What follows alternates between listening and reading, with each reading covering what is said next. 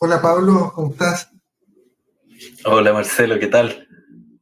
Hola a todos los que se están sumando a esta que es como la primera transmisión que hacemos en, en LinkedIn. Eh, Esperemos que sea la primera de varias más en materia de protección de datos personales. Ahora con la coyuntura, con la novedad de que el proyecto de reforma a la ley de protección de datos está muy pronto a ver la luz, está en comisión mixta. Y bueno, y eso implica que es una etapa terminal y la posibilidad de que esto sea ley ahora en marzo. Oye, esto es como, yo siempre digo, es como Pedrito y el Lobo.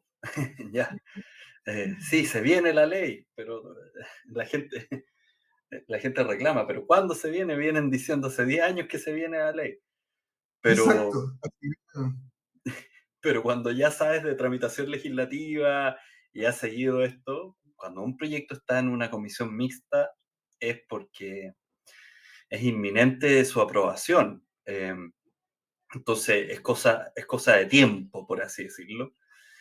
Cuántas etapas más, cuántas normas más o menos, pero básicamente el proyecto va a salir adelante y se va a transformar en ley. Y, y, y también porque no es tan fácil seguir una tramitación de un proyecto complejo como este, es bueno como conversar y dar un poco de contexto en qué estamos, cómo ha cambiado el proyecto y cómo llega a la mixta, cómo llega a esta comisión mixta, que es como digamos, la etapa en donde básicamente ambas cámaras se ponen de acuerdo sobre los puntos en donde tienen diferencias respecto al contenido de un proyecto de ley.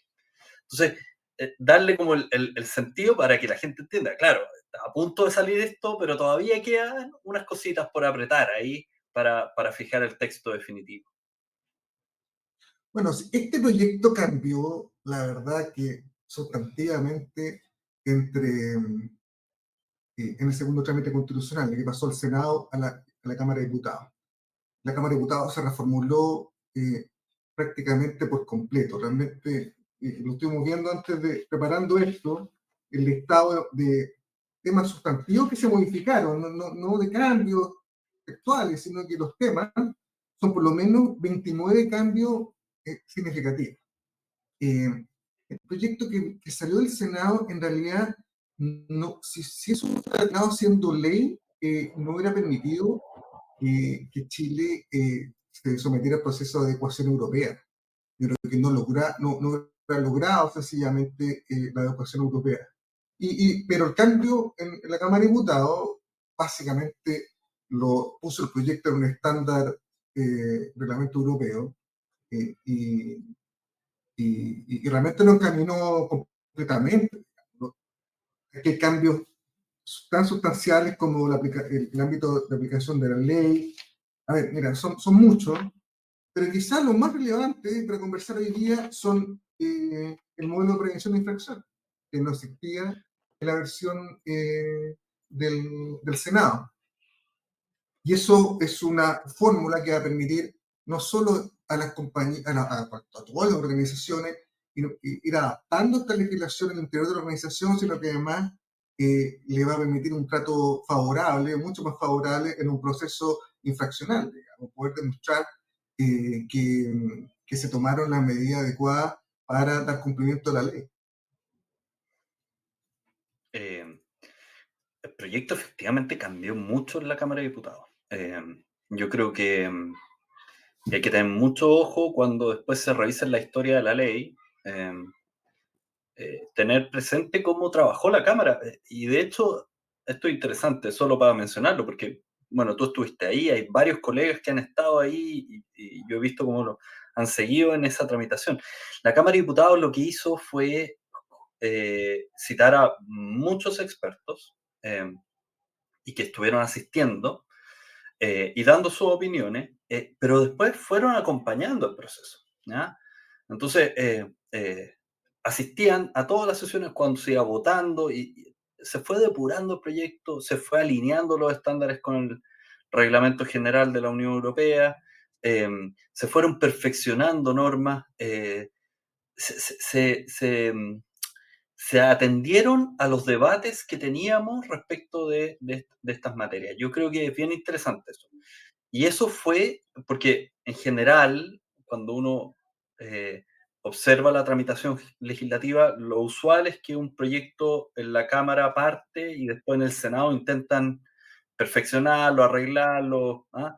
Acá fue al revés, del Senado pasó a la Cámara, en la Cámara, con la asesoría de expertos, no sé, estabas tú, la Romina Garrido, estaba Emilio Oñate, estaba Pablo Trigo, estaba la Paulina Silva, creo también estaba citada en varias sesiones, la Macarena Gatica, en fin, o sea, lo que estaba ahí era probablemente varios de los expertos en protección de datos de los últimos años.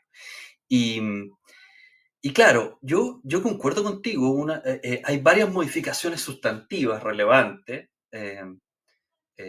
que van a impactar en toda la legislación, pero quizá la forma en cómo se articula un modelo de prevención de infracciones con los incentivos adecuados es bastante novedoso y viene en línea con lo que ya estamos viendo en materia ambiental, en materia laboral y sobre todo, y esta es la que las empresas, por ejemplo, en el último tiempo han estado enfrentando, en materia de penal económico. Entonces, ese es el camino. ¿Cómo implementa estos nuevos estándares sustantivos el modelo de prevención de infracciones? Pasó de una cuestión meramente voluntaria a también sigue siendo voluntario, pero con la posibilidad, por ejemplo, de atenuar la sanción impuesta por la agencia en el evento que tengas un programa certificado y en el evento que ese delegado de protección de datos colabore con la agencia. Hay una serie de reglas ahí que están precisamente dirigidas más que digamos, más que a tener compliance por compliance, sino que sea un compliance efectivo y que tenga y que esté alineado con los intereses de una organización de mejorar la protección de datos por un lado, pero también de beneficiarse de una menor sanción eventualmente en el caso de negligencia, errores, fallas, etcétera.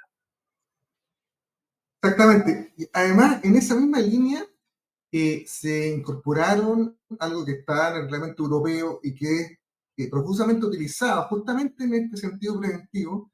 Se incorporaron las evaluaciones de impacto en materia de protección de datos que no estaban en el proyecto que venía del Senado.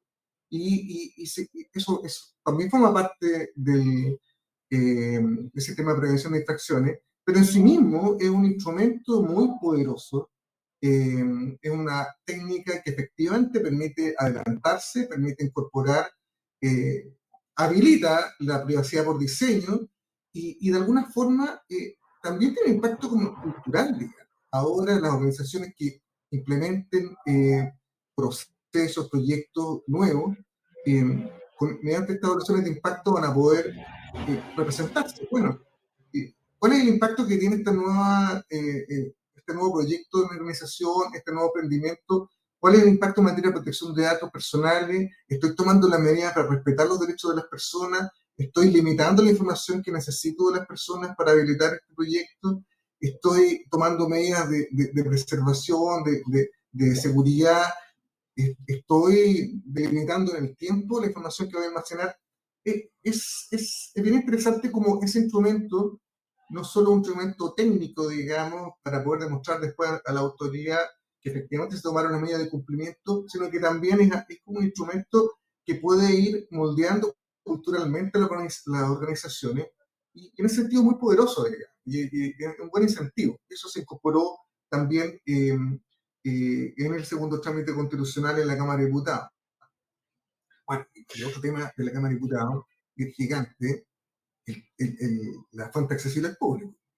El proyecto del Senado se mantenía como está la legislación actual, o sea, una especie como de libertad de tratar datos, si esos datos venían de la fuente accesible al público, esa fuente accesible al público como en sí misma una fuente de ilicitud.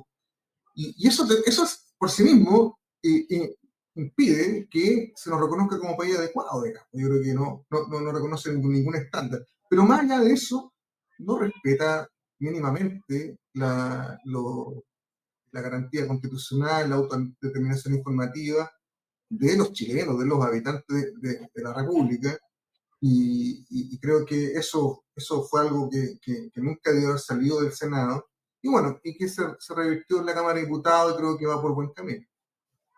Interesante lo de fuente accesible al público. Yo creo que, bueno, yo por ahí mandé una cartita al diario financiero eh, porque, a ver, estamos avanzando en un nuevo estándar y eh, ¿qué es lo que está en juego con la fuente accesible al público? Básicamente, que si tú recolectas un dato, tratas un dato que obtuviste de una fuente accesible al público, en principio con la regulación que salía del Senado, eh, no tenías que demostrar que tenías una base de licitud, no tenías el consentimiento, no estabas haciendo para ejecutar un contrato, cumplir con una obligación legal, etc. Eh, y eso eh, era, en términos coloquiales, un chip libre, básicamente. Eh, eh, y claro, uno podría decir, pero el resto de la ley debe aplicarse igual. Pero eso, y esto era lo que más me llama la atención, porque quienes querían mantener la fuente accesible al público decían, no, pero si igual se va a aplicar el resto de la legislación. Pero eso introduciría una incertidumbre regulatoria en donde vamos a estar pagando puros costos de transacción por cada decisión de la agencia resolviendo sobre casos de fuente accesible al público. Entonces Totalmente. sería puro costo de litigio, puro costo de seguir las decisiones de la agencia y los tribunales hasta que se estandarice. En cambio, avanzar el paso correcto de tener una diversidad, una base más amplia de base de licitud, como el reglamento europeo, pero eliminar la fuente accesible al público generaba mucha más certidumbre, pero a la vez brindaba flexibilidad para tratar datos, a veces sin consentimiento del titular. Entonces, al final era peor porque claro, en alguna primera etapa iban a intentar tratar esos datos sin autorización de los titulares, pero era inevitable que una agencia se meta y empiece a aplicar principios de minimización, proporcionalidad, finalidad, en fin. Entonces, pero ojo, es interesante porque a propósito de este live que tenemos, este es uno de los temas que va a estar en la mixta. Sí, esto es un tema que va a estar en la mixta. Y eso nos hace pasar al tema de la mixta. Una cosa, a los colegas que están conectados, que son hartos, estoy mirando, hay 90 o 100 en un minuto, eh, pueden hacer preguntas o comentarios en LinkedIn y nosotros acá vamos a intentar responderlos, digamos, abordarlos de la forma que mejor podamos. Así que esto aprovechen de hacer de plantear su idea y nosotros aquí las vamos a tomar y vamos a intentar responder. Eso nos lleva a la comisión mixta. Una comisión mixta que tiene los temas que están en la comisión son largos, son muchos, pero de alguna forma la Comisión de Constitución del Senado, el acuerdo al que se llegó es llevar la gran mayoría de los temas a la mixta para que se conversaran, digamos. No se debatió mucho en esa comisión, no es que se debatiera mucho de llevar o no a la mixta fuente accesible al público, o qué sé yo, datos biométricos, etcétera, sino que dijeron, miren, llevemos todo y la mixta es un espacio para reconversar las cosas, que en realidad legislativamente están en lo correcto. En la mixta, eh, en la mixta, lo que la metodología a la que se llegó después de la primera sesión es pedirle a un grupo de asesores parlamentarios que avancen en los temas, intenten llegar a acuerdos y esos acuerdos después se planteen en la comisión, se ratifiquen o se modifiquen, pero de alguna forma se permita simplificar el proceso legislativo.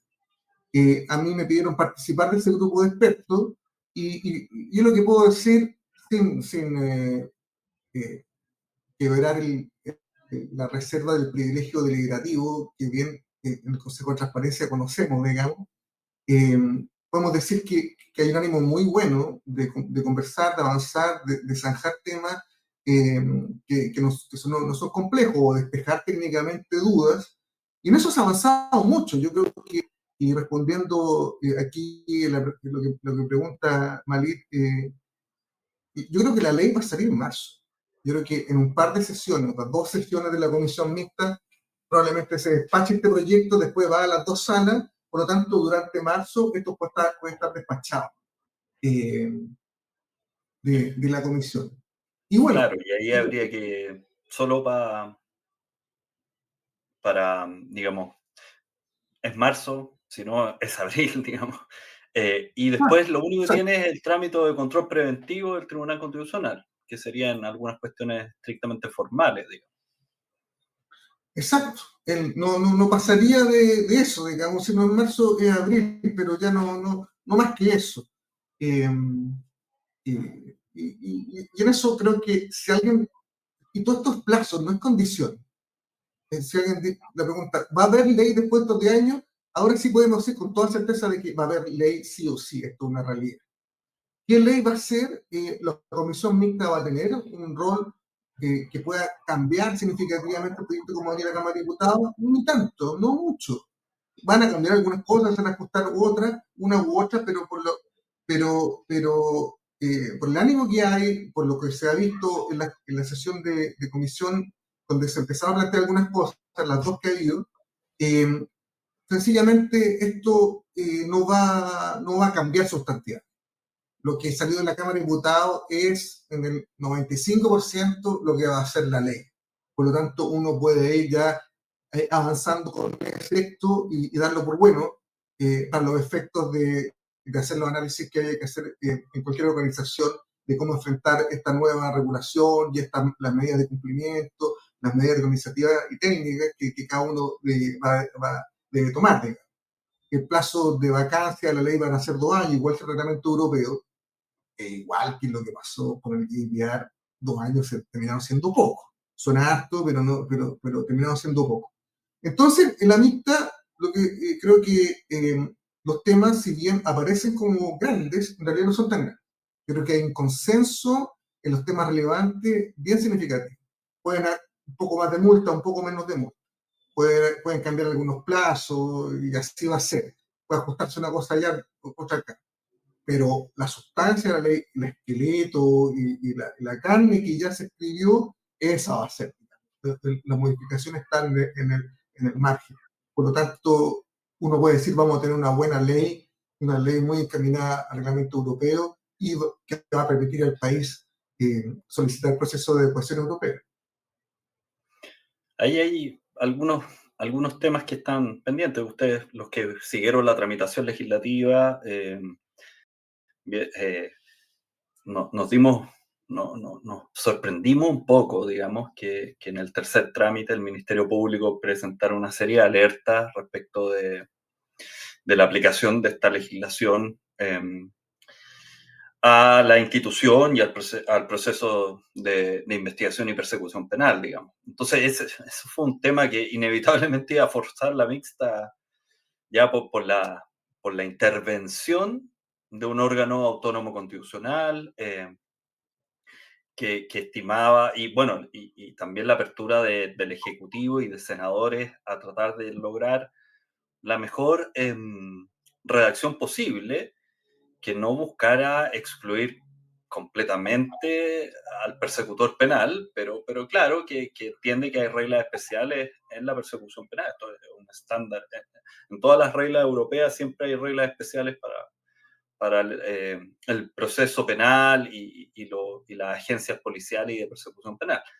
Ese fue un gran tema que iba forzando la mixta en las últimas etapas del proyecto. Em, y yo creo que otra cosa que es interesante porque em, el tema de las sanciones. Las sanciones se arreglaron bastante en la Cámara de Diputados. Se eliminaron los pisos de las sanciones. Entonces, eh, eso da mucha más flexibilidad al regulador. Se incorporaron sanciones que están en el reglamento europeo, como la suspensión de tratamiento de datos en ciertos casos. Pero claro, paralelamente se despachó del Congreso el proyecto de ley marco de ciberseguridad em, y resguardo de la infraestructura crítica, con sanciones que eran superiores.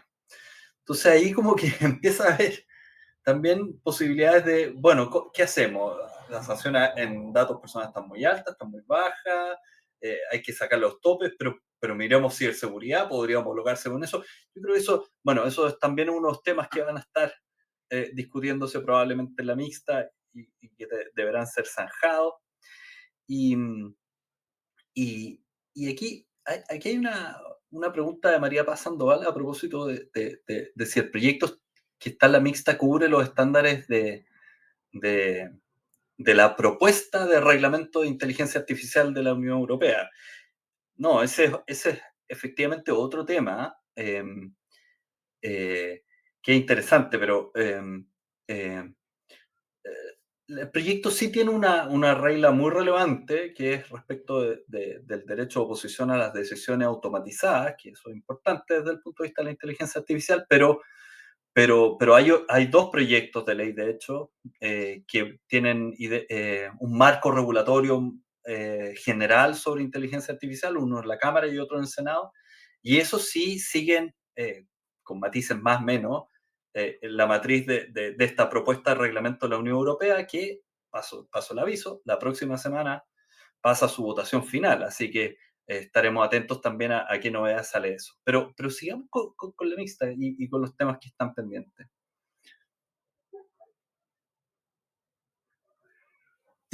Nada, los temas que están pendientes incluye fuente accesible al público. Pero yo creo que, y ahí un poco hay una pregunta de José Zamorano sobre fuente accesible al público. En la Cámara de Diputados se resolvió que no era una fuente de licitud en sí misma, digamos, que lo dejaba de ser en relación a la ley actual. Sin embargo, las fuentes accesibles al público siguen siendo un repositorio de datos personales y la legitimidad de su uso o no, la fuente de licitud va a tener que provenir de otra fuente de licitud, digamos, del interés legítimo, la posibilidad de preparar un contrato, el resto de las fuentes de licitud que están en el proyecto de ley. En otras palabras, no es en sí mismo, o sea, perdón, la ley, sí, se pueden seguir tratando datos, mira que apareció la más chica, se pueden seguir tratando datos de fuente accesible al público. Sin embargo, van a requerir una fuente de licitud propia y el responsable va a tener que demostrar esa fuente de licitud. Eso, hay varias otras preguntas. Hay una de Ignacio Lopetegui sobre la certificación que se requerirá para el delegado de protección de datos, el DPO. Aquí Pablo Arteaga se lo respondía en algo que yo comparto, que eso no está resuelto en la ley, eso va a formar parte de las definiciones de la Autoridad de Protección de Datos, pero que hay distintas... Dale, Pablo, ¿sí? No. Efectivamente, que hay certificaciones que existen, ahí ponen los ejemplos del IAPP, del ISACA, pero además tenemos estándares de la Unión Europea a partir de los cuales se puede sacar cierta información. Lo primero que hay que decir, para quienes no están tan familiarizados, porque quizás no vieron cuándo se metió esta exigencia, el artículo 50 del proyecto de ley dice que la designación del delegado de protección de datos debe recaer en una persona que reúna los requisitos de idoneidad, capacidad y conocimientos específicos para el ejercicio de sus funciones. Y esto es importante, digamos. O sea, esos van a ser los criterios normativos con los cuales la agencia va a tener que fijar después los estándares técnicos y de formación. Y si uno, por ejemplo, observa no sé, vea, la jurisprudencia del Tribunal de Justicia de la Unión Europea, el caso Balducci, por ejemplo. una de las cosas que en su momento en la Unión Europea se determinó es que no basta tener meros conocimientos de seguridad informática, por ejemplo. Eh, Eso no te convierte en un delegado de protección de datos. Eso es interesante. Yo diría, tampoco basta puros conocimientos jurídicos. ¿Te Claro. fijas? Y aquí es donde quienes están trabajando en las empresas, las organizaciones, están cada día más conscientes. Esto es un tema que se mete en los flujos, en los procesos, en los controles, en la auditoría y que requiere el trabajo mancomunado de ingenieros, administradores, abogados, etcétera. Entonces, va a requerir perfeccionamiento en esa materia. Ahí les tenemos una noticia para el final del programa con Es Marcelo. que ya estamos llegando al final, Ya, pero antes pero cuando... tiremos la última. Sí, no, es que quería contestarle a Josefa antes de, ya lo hablamos un poco de la fuente accesible al público, pero cuando habla de la fuente que aparece en las redes sociales, etcétera, creo que a partir de la nueva ley esto va a quedar mucho más blindado, o sea, una utilización indebida de datos provenientes de redes sociales va a poder reclamarse ante la Autoridad de Protección de Datos, puede abrirse un proceso sancionatorio, puede exigir mi derecho, digamos, en ese entorno de una forma que hoy día no es posible, sencillamente. Vamos a tener una Autoridad de Protección de Datos con facultades con dientes, con posibilidad de investigar, de fiscalizar, de sancionar, nada de lo cual existe hoy día. Por lo tanto, el cambio de estándar realmente va a ser muy significativo. Pero volviendo al tema de la formación del DPO y en general de la formación de profesionales en materia de protección de datos en nuestro país, creo que hay un déficit grande, significativo. No es una materia que donde hay una masa crítica de profesionales como existen en otras materias, en materia de derecho administrativo, en materia penal, en materia civil, laboral. Acá no. Y en eso tenemos un buen anuncio con la Universidad Central de Chile. Vamos a eh, este año, a partir de finales de mayo, comenzar un nuevo diplomado en materia de protección de datos personales. Se llama Nueva Protección de Datos Personales en Chile, Ejercicio y Compliance Corporativo. Tiene 4 módulos, son 135 horas. Es un programa que creo que si alguien, dirigido principalmente a abogados, pero no exclusivamente a ellos, eh, y, está pensado para poder eh, bueno, estudiar a partir de la nueva legislación, eh, pero sobre todo un punto de vista muy profesional, muy práctico y muy en base a la experiencia, a la jurisprudencia europea, a los casos reales que ya existen. Toda esta legislación, de alguna forma, es de un futuro que ya sucedió en Europa, por lo tanto, podemos recoger toda la larga experiencia del reglamento europeo desde el 2018 en adelante, e incluso la experiencia anterior con las directrices, con la directiva europea y con las distintas legislaciones de cada país. Y lo que vamos a hacer es un diplomado donde la mitad sea teórico, esa es la intención, es el diseño, digamos, la mitad teórico, las horas que se destinen, y la mitad práctico, en estudio de jurisprudencia, estudio de casos, todos reales, todos resueltos por distintas agencias europeas. Y, y nada, esperamos que sea un aporte a la formación de profesionales del país. Creemos que el diplomado que va a ser de vanguardia en esta materia, de profesores de primera línea, y en otro live vamos a dedicar exclusivamente el diplomado, vamos a contar toda la malla de profesores, el programa en sí mismo y las posibilidades que hay para incorporarse. Porque el desafío es grande, o sea, vamos a tener una ley de primer nivel y en 2 años más después tendremos una agencia que va a darle cumplimiento a esa ley. Y entonces la cantidad de preguntas prácticas va a ser enorme. ¿Puedo poner las cámaras de vigilancia así? ¿Qué aviso tengo que hacer? Esto debe estar en el reglamento interno, orden, higiene y seguridad. ¿Qué pasa si mi proveedor entra a esa sala? ¿Cómo lo hago cuando tengo estas cookies? Eh, ¿Qué hago si mis trabajadores se conectan a través de la aplicación que externalicé?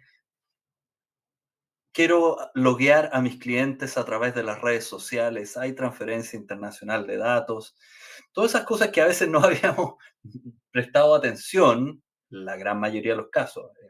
Hay organizaciones, entidades que han ido avanzando, pero todas esas preguntas, varias de ellas ya respondidas, ya resueltas en el derecho comparado. Bueno, eso es lo que hay que empezar a trabajar, hay que fijar criterios, a sedimentar una masa crítica que permita enfrentar y manejar la incertidumbre que ha generado este Big Bang en la protección de datos personales. Entonces, nada, pues el diplomado apunta un poquito a eso. Yo creo que con esta conversa empezamos a avanzar y le damos seguimiento a la contingencia de los datos personales, Marcelo. Esperamos seguir Exacto. conversando. Esta es la primera transmisión de muchas otras que esperamos en el futuro, sobre todo cuando vaya avanzando la ley y después de otras materias. Estamos trabajando en un libro que después vamos a comentar también. Y hay una serie de fallos que van saliendo periódicamente en Europa que es bueno comentarnos. Y nada, así que muchas gracias a todos. Fue mucha gente, ¿eh?